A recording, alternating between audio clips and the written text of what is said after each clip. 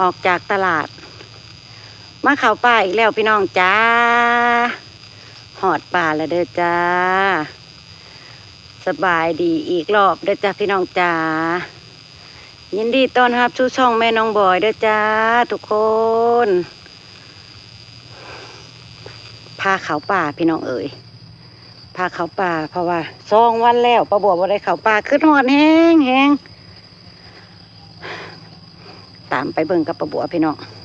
ตามเข้าป่ากับป้าบัวสิได้สิมานยังมื้อนี้เฮาแต่มาฮอดป่าบ่ทันได้หาเฮ็ดซ้ำเหือไหลแล้วอากาศอบอ้าวสุดยอดพี่น้องเอ้ยไปป้าบัวสิพาย่างเข้าป่าลุงพรนำหน้าเข้าไปแล้วเฮ้ยอยู่ซ้ายอยู่ป่า เฮ็ดพอก็จักว่าเต็มเดินอยู่บ่จักอยู่ตลาดเต็มตลาดอยู่พี่น้องเฮ็ดพอแต่ว่าป้าบัวยังบ่หาดอกป้าบัวสิเขาเลาะป่าหาเฮ็ดพวกเฮ็ดปวกเฮ็ดไข่ซะก่อนเพราะว่าเห็นเพิ่นขายอยู่คันสิได้คันสิมานได้พี่น้องตามมาตามป้าบัวเด้อจ้าโอ้ยอยู่ไสเด้ลุงพรพี่น้องเอ้ยนิสัยเฒ่าเริ่มต้นด้วยการส่องแล้วก็ส่องเพราะว่าป้าบัวเห็นเพิ่นขายเฮ็ดไข่พี่น้องบ่แม่นหยังดอกบัวเลยอยากมาส่องลุงพรก็เคลียร์แล้วก็เคลียร์เห็นบ่เฒ่าสิได้อยู่บ่เป็นตาได้เป็นตามานอยู่บ่เฮาเฮ็ดนั่งนี่เด้ฮะเฮ็ดจังเฮ็ดดอกเดียวเนาะดอกเดียวนี่ดอกเดียวก็เก็บเนาะพี่น้องเริ่มต้นด้วยความมัน1 ดอกก่อนนี่ว่ามันเฮ็ดไข่บ่หรือเฮ็ดรังแหล่เฮ็ดรังแหล่เฮ็ดรังแหล่นี่ไปใส่ค่ะพุดดิ้งเจ้าจะสอแม่ดูอันนี้เฮ็ดหยังซะเฮ็ดน้ำหมากบ่เอาแล้วเขาแล้วโอ้ยมีดข่อยอยู่ไสเริ่มต้นแถวนี้ก่อนเนาะพี่น้องจ้ะมามีดมาเริ่มต้นโดยการเขี่ยเห็ดพี่น้องเห็นดอกหนึ่งฮะพี่ใช่พอบอยว่าพี่ว่าเป็นตาลายแต่พี่ป่ะดีนะมันจะอ่องพี่น้องนี่เป็นยุ่งอยู่บ่เอาไม้ออกก่อนเห็ดลังแหล่นี่โอ้บดเสียบได้ตีนได้แถวแล้วมีมาได้เดี๋ยวหาพื้นที่ก่อนเห็นเห็ดแล้วพี่น้องจ้านั่นนะความตื่นเต้นมันเกิดขึ้นกับป้าบัวอีกแล้วพี่น้องเอ้ยเห็ดลังเขียว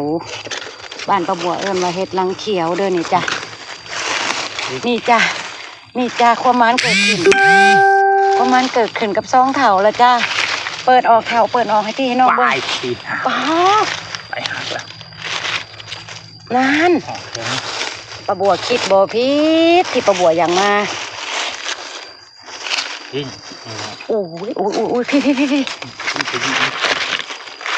ค่อยปืดก้อนเถาพี่น้องเบิ่งน้ำกันเด้อพี่น้องเบิ่งน้ำกันเด้อตาลิงตาลายกะอย่าว่าป้าบัวเด้อจ้าเด้อขันเห็นเฮ็ดบ่ได้มันเป็น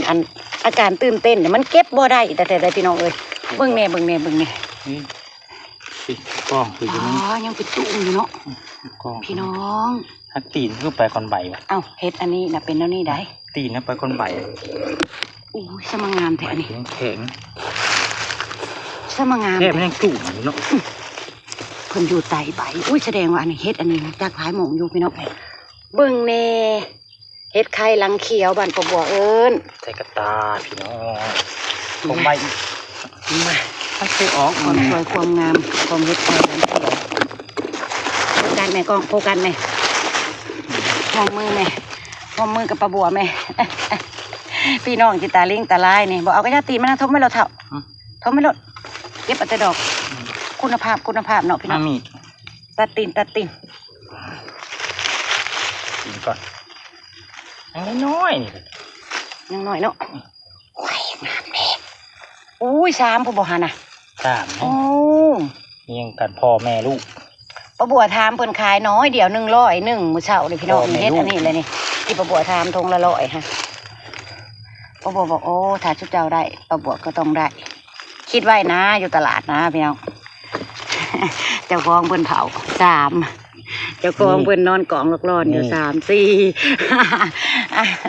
ปล่อยเอาไปแล้วเจ้าบ่ได้กิน จะฆ่ากินตีนมาเด้อ อุ้ยจุ่ม จุ่มที่นี่ ปาดโทเอามีดเคี่ยนะเถ่าจะอย่าเฮ็ดแล้วนั่นเอาให้ตัดนี่ตัดก่อนเมืองไหนพี่น้องจุ่มเพิ่น ยังอยู่ดินอยู่ หอมแซ่บพี่น้องเฮ็ดอันนี้บ่มีรสหึ่นรสฝาดบ่มีรสขมแซ่บเฮ็ดไข่ลังเขียวบันปะบัวเอิ้นหาอีกก่อนเด้อพี่น้องจ้านี่ล่ะบริเวณแถวนี้ล่ะโอ้ยนั่นน่ะจุ่มเพิ่นกำลังตุ่มๆพี่น้องเอ้ย กำลังเลย ให้พ่อน้องบอยเคลียร์หาจุ่มเพิ่นกันเด้อพี่น้องจ้าอุ้ยนี่ปะบัวเฮ็ดเลยนี่ว้าว เฮ็ด เห็ดไข่ได้พี่น้องเอ้ยเห็ดราคาแพงเลยนี่ไดไปยาวก่อนพี่น้องเบิ่งความจุ่มความงามเพิ่นพี่น้องกำลังออกปาดแต่ละดอกกำลังเป็นสาวเห็ดปวกกับเห็ดปวกเถอะวะประบัวเห็นเห็ดอันนี้แล้วมึงแน่พี่น้องกำลังเป็นสาวใส่เบิ่งนี่จุ่มเห็ดไข่ปลาบัว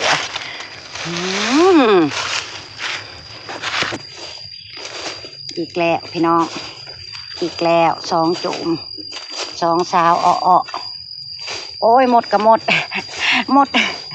ปลาบัวขยันหมดอันนี้เพิ่นตอดเจ็บเด้อพี่น้องหมดลีนโอ้ยหมู่เดียวได้พี่น้องนี่เพิ่งหมู่แรกของปลาบัวได้นี่เนี่ยเกือบซ้ำเพิ่นขาย100ในตลาดแล้วเด้พี่น้องจ๋าพออีกแล้วพี่น้องพออีกแล้วเห็ดอะไรนี่แต่เบิ่งเห็ดข่าพี่น้องเห็ดข่าเห็ดข่าโอ้ยดิ่งยายมอกดิ่งนี่นะมักสอแม่อู้ยตีนเพิ่นพี่น้องจ้ามึงไงสะออนตีนเพิ่นอวบงามขนาด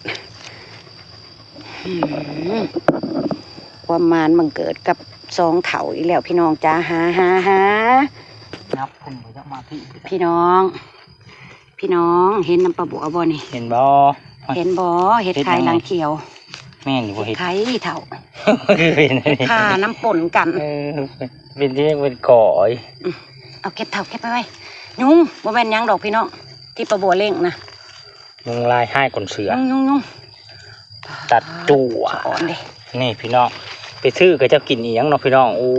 ยบ้านเฮาบูดบ่ยา อันเว้าดันไรปลาบัวอยากชื่อลุงพ่อบ่ให้ชื่อพระเจ้าดิพี่น้องโอ้ยบ่ได้ปลาเป็นเชือกทมไว้ปลาบัวเห็นไปตองเงงเบิ่งปลาบัวเห็นไปตองเงงเห็นน้ำบ่อพี่น้องจ๋าน้ำมูกนี่ปอดงามดี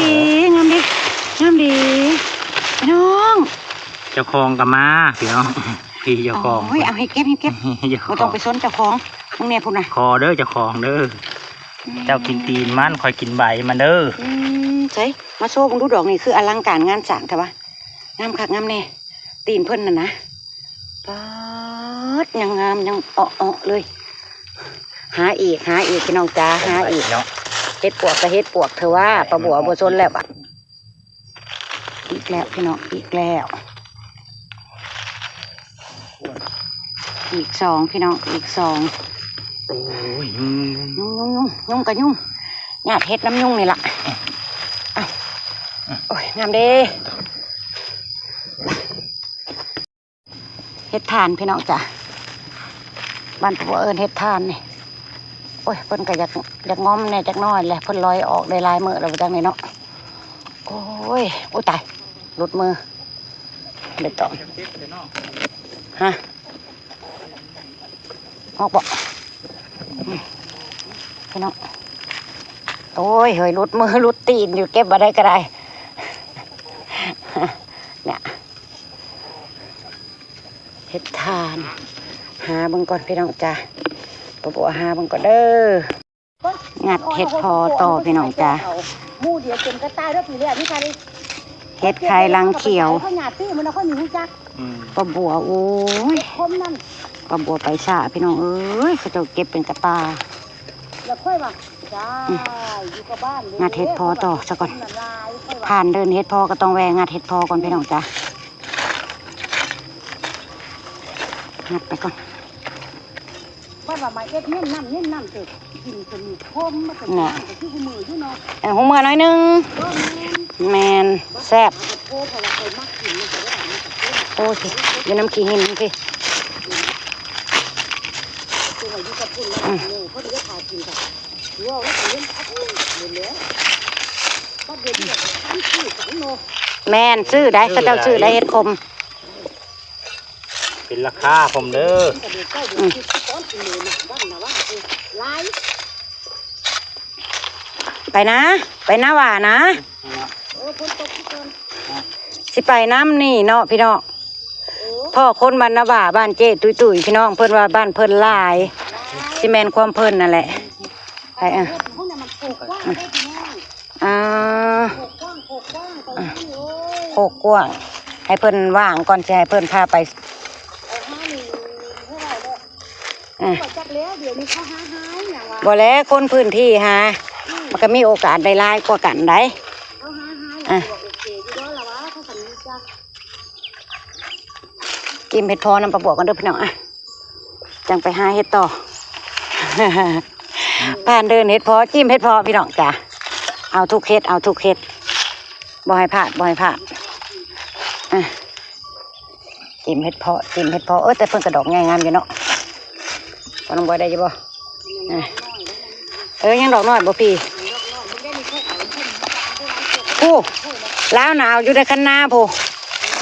อืม เขาหนีจักเลยว่าโอ้ บ่ฮู้จักคือการหาห้าวไปโลด อันนี้หาห่าวอย่างว่าที่เจ้าค่ะทิ้งกับทิ้งนี่แล้วมีคะแนนค่อยพูดเขาก็มาอยู่เลยนี่แล้วนี่ อ่า ดูหาพวกกระลำงาบอยู่เขาเหมือนรู้จักม่องนี่แหละป่ะ อ่ะ นี่ว่าบางคนเฮ็ดตาเพราะว่ามีคนตกเนี่ยนั่นเด้อโอ้ยเราจะ เพิ่นคุยเก่งพี่น้องคุยเก่งคือกันกับเจตุยๆเนาะ ย่าย่านเนี่ยแต่ย่านก็เหมือนที่สุด มันสิย่านอีหยัง อันคนว่าแสดงว่าเนี่ยนี่ย่าย่านแล้วมีผู้เดียวมาไปได้ไหมเอาเขาว่าทุกคนเขามันเพราะว่าย่าเข้า จีบพี่น้องจีบ เสียเวลาเลี้ยงแม่ว่าเขาไปได้บานนี้ จีบ เขายังไม่หาได้นะฮันฮันเอาลูก นอกคือกันไหนตั้งนอกคือกันไหนเราว่าเท่าเดียว จีบ บัดนี้เราเฮ็ดหน้าแร่เด้ถ้าไม่เฮ็ดหน้าแร่เอานะเชื่อในขี้หินแห่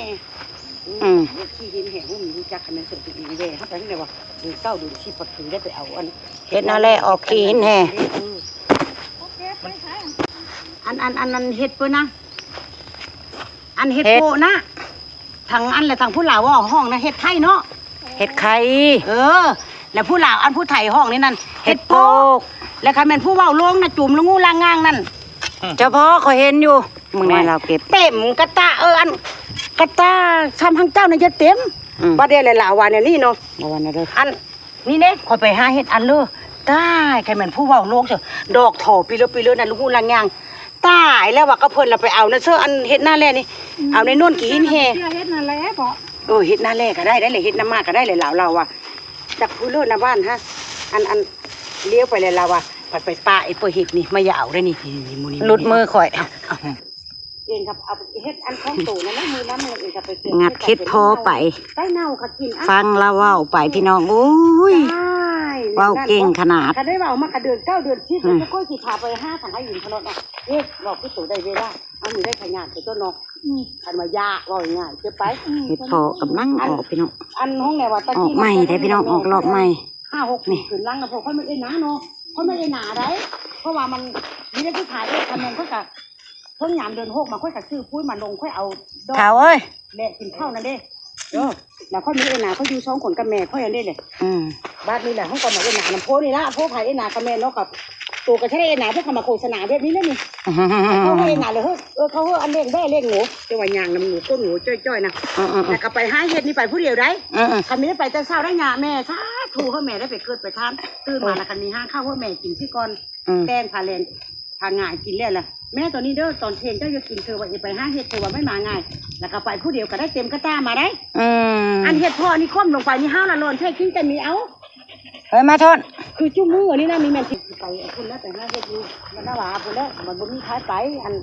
ได้โม่อย่างนี้แหละคุณนี่มันจะรอบพี่น้องเอ้ยเฮ็ดกำลังอ๋อนะผู้เหยียบแล้วน้ำตีนะเท้าเป็นยังคือเบาๆหยอกคนแน่สมาธิหายเราขลอดขึ้นหนีขลอดเอามาแล้วขี่คนมาได้ย่างได้กำแล้วมันแข้งกับไปแล้วล่ะอันนี้เพื่อที่ไปสตาร์ทหัวเทียนมากระบอดเช่าเราอย่าเว้าไล่กินเขาฮ่าบัดสิเว้าโอ้ยน้ำไหลค่ะมีฝานด้วยเจ้าว้าวรถนะโอ้ยคอยสิฟังนี่คอยแห้งบ่ดูว้าวเราเมื่อวันเราพอเราอ่ะเรายกมือเช่าเราจะว่าไล่กินเขานี่พังเพิ่นไปน้องพี่น้องเก็บเพชรไปพร้อมมีคนนั่นมีคนว้าวจูฟังโอ้ยม่วนเบิดแล้วโก้นะเฮ้ยบูโด่งพุ่นเหรอโด่งมันขยังว่าเฮ็ดพ่อมีดื้ออึดเฮ็ดพ่อมีดื้ออึดนี่เราก็เลยจ้าอันผู้ว่าอันจะไปทงมันลำรวยเนาะมาให้ในหน้าตานะเบื้องนึงเฮ้ยอันเจ้าอันเลี้ยวเวแล้วจะมันก็ยังมือมูหนาเราสมัครว่าเก่งค่ะพี่น้องก็เลยว่าทงมันลำรวยฮะแล้วไปพอบัวไปตาเอาไปน้ำเลยได้นี่พอบ่เมื่อยหาเฮ็ดนี่ไปแล้วว่ะไปจังไปแล้วก็เลยคันอยู่ดีมีแฮงก่อนเอ็นเลยถ้ามือมันได้สิไปกับข้าวไปได้ไปใจเฮ้ยไปลงมอลำรวยน่ะสิไปน้อยไปน้ำน้อยเนาะยังว่าพังบางมือยังว่าแล้วก็เลยจ้าไปพี่เบารีพาคอยไปนะไปเมื่อชู้นะอันนี้กับเบอร์โทรเขามีได้เหรอเนาะบอกเขาให้ใครกับเมื่อร้านเงินเองฉันว่าสิไปเขาไม่แล้วเราว่าให้คอยเลี้ยเวียนซะก่อนหิวให้มันเลี้ยทอดเลยใช้เบิ้ลแล้วพี่เดี๋ยวจักแล้วเฮ้ยเขากับหมูมองแต่ว่าเขาลืมเบิ้งโอ้ยม่วนเด้มือนี่เป็นมือที่ม่วนที่สุดใจหมูโอ้เบิ่งในเพิ่นได้ครึ่งเป็นโลเลยนะก็อ้อได้มือหวานก็เก็บไปเบิ้งนะนี่เชื่ออันนี้ละส้นเหือหนาตัวนี้นะอันนี้ว่าไปเลยหลายหาในนี่ให้มันแล้วก่อนนะหาในนี่ก่อนพี่อันแล้วจะได้ว่าอันจ่าพื้นว่าเงาพื้นว่า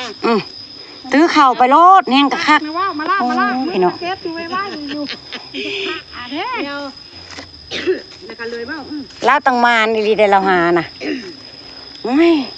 บัดปะบัวคุณนี่ว่าสวนบางอย่างคิดไผเนาะเก็บเอวลั่นงานคิดนั่นแล้วเอางานคิดถูกไฟนั่นเด้งานเอวลั่นอยู่ไซเบิร์ดเฮดนี่บัดคอยมาหาแหละมันหายไปไซเบิร์ดคงกล้วยเรามึงไงพี่น้องอุ้ยเห็ดเพาะว้ายกำลังออกเทื่อละดอก2 ดอกเองกับไปของเองเรื่อยๆเนาะพี่น้องโอ้ยเล่าหน่อยย่างไปทางใดก็ตั้งพ่อได้บ่จักเด้องูค่อยมีเด้อปล่อยเด้องูค่อยอยู่ในข้อ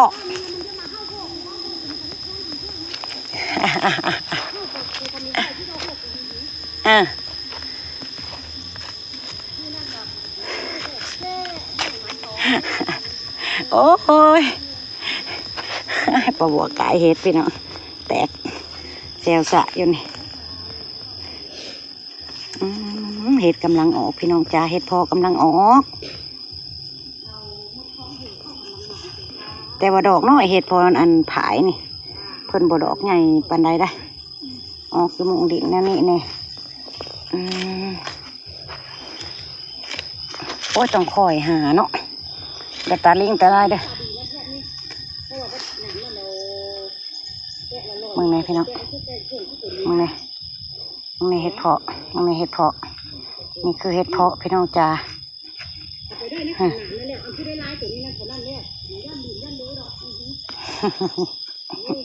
โอ้ยมือนี่เป็นมือที่ม่วนตั้งแต่ข่าวฟ้ามามีมือนี่แหละพี่น้องประบัวม่วนได้หมู่หาเห็ดฮะทิ้งคือเจ้าเลยเนี่ยวันนี้ที่โหลดแฟนเข้าไปนะบ้านอันน้อยหนูน้ำแข็งคำเมนแต่ว่าไม่ได้เข้าเส้นตัวนั้นมึงแน่เราบอกทางไปหาเห็ดนะบอกกับประบัวจะไปเป็นบอกประบัวบอกเคยไปเนาะพี่น้องบอกยังได้กะ คันบ่แล้วพาไปสิมือแล้วบ่เนี่ยอย่าเผามือหาไปนำกันซะก่อน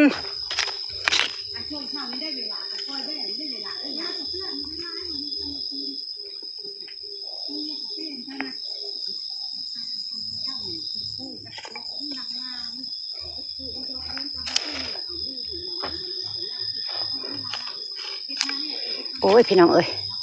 สอนเด้แม่นี่เห็นบ่พี่น้องขนาดหลายคนเก็บได้นี่ตามคันนาหน่อยๆนี่พอได้เก็บอยู่นี่โอ้ยสอนเด้พี่น้องจ้าโอ้ยห้อยตีนรถไทยเพิ่นเอามันเขิบเฮ็ดพอ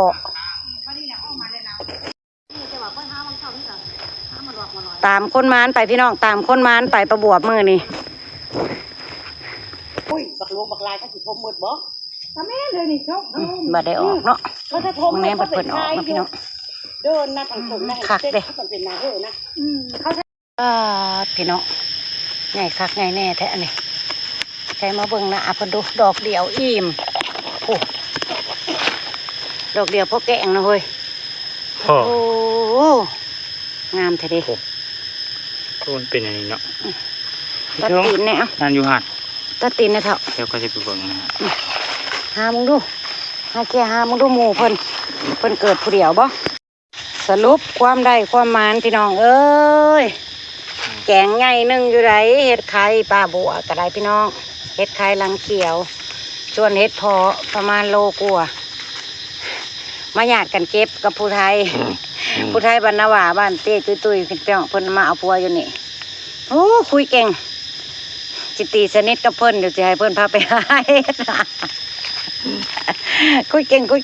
ยอมรับไปน้ำลาบ่เมื่อยเด้อพี่น้องเด้อพี่น้องสิได้อำลาพาจากแล้วเด้อจ้ะนายพรานผู้พาหาก็เมื่อยแล่หน้าดำปีๆแล้วนี่พี่น้องเบิ่งแน่เด้อ เมื่อยบ่เฒ่า ไม่อีกยังไม่อยู่เลยพี่น้องยังไม่เมื่อยอยู่เลย แต่สะอ่อนให้พอพี่น้องออกใหม่อย่างงามเลยบาทนี่บ่คือตอนนั้นเด้อพี่น้องถึงจะเป็นเฮ็ดพอฝ่ายแต่ก็ว่าดอกใหญ่ๆได้เป็นโลกูว่า2 โลผมก็ได้ มีทายมันของน้ำ ความได้ความหมานก็ได้อยู่ได้พี่น้องได้อยู่ถือว่าได้ถือว่ามานอยู่นี่ ป้าบัวไปซื้อตลาดเมื่อเช้าพอน้องบอยไปซื้อกระยา เขาขายทงละร้อยประบัวได้หลายกว่าทงละร้อยของข้าเจ้าอยู่ดอกเลยพ่อ ชื่ออึดชื่อยากอย่างเนาะพี่น้องบ้านเรา โดยไปแล้วเด้อจ้าพี่น้องจ้าขอบุญขอบคุณที่เขามาเบิ่งเขามาชมเขามาให้กำลังใจประบัวเด้อจ้าขอบคุณหลายๆเด้อจ้าพี่น้องจ้าขอบคุณทุกคู่ทุกคนที่เขามาติดตามประบัวกดไลค์กดแชร์ประบัวเป็นกำลังใจให้ประบัวจังได้กับเบิ่งคลิปให้ประบัวยาวๆเด้อจ้าพี่น้องให้ประบัวผ่านชั่วโมงเพิ่นไวๆผ่านผู้ติดตามแล้วเหลือแต่ชั่วโมงจ้าพี่น้องจ้าขอบคุญขอบคุณเด้อจ้าไปแล้วจ้าบ๊ายบาย สบายดี สบายดีพี่น้อง